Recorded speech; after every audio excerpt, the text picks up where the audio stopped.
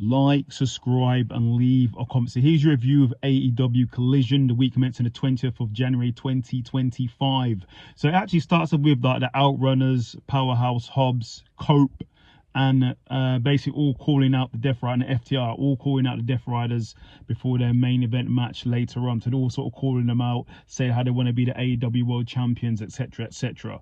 Then we go into our first match, which is Hangman Adam Page versus Christopher Daniels. Got us around the wrong way in a Texas match.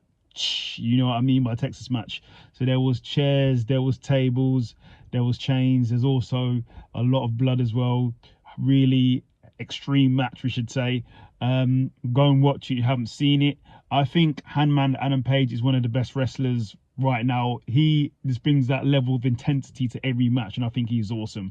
And in the end, he gets the victory. Then we have Toni Storm coming out, says he's ready to win in Australia at AEW Grand Slam, and she wants to meet Mariah May in person, even though she's met Mariah May before, but okay.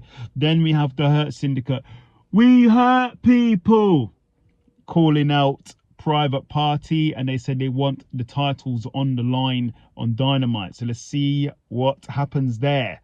Then we have the Undisputed Kingdom versus Shane Taylor Promotions. I haven't really seen much of Shane Taylor Promotions recently. Really good match. Go and watch it, but in the end, the Undisputed Kingdom gets the victory.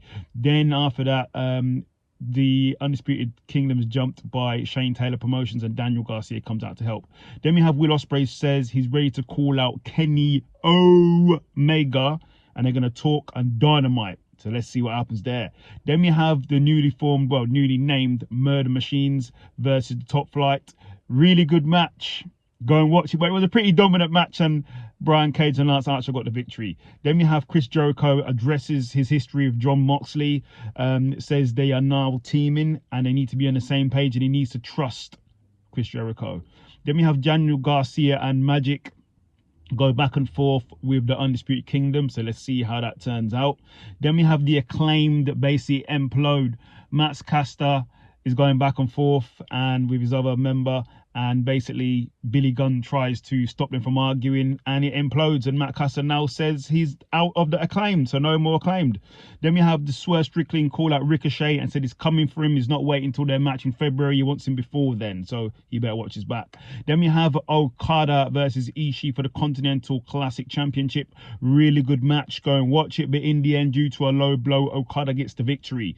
Then we have Dustin Rhodes versus some guy. Dustin Rhodes gets the victory. Then we have Julia Hart versus Harley Cameron. Really good match. Go and watch it, but in the end, Julia Hart gets the victory. Then before the main event, Powerhouse Hobbs is taken out by the Learning Tree. They take out his knee.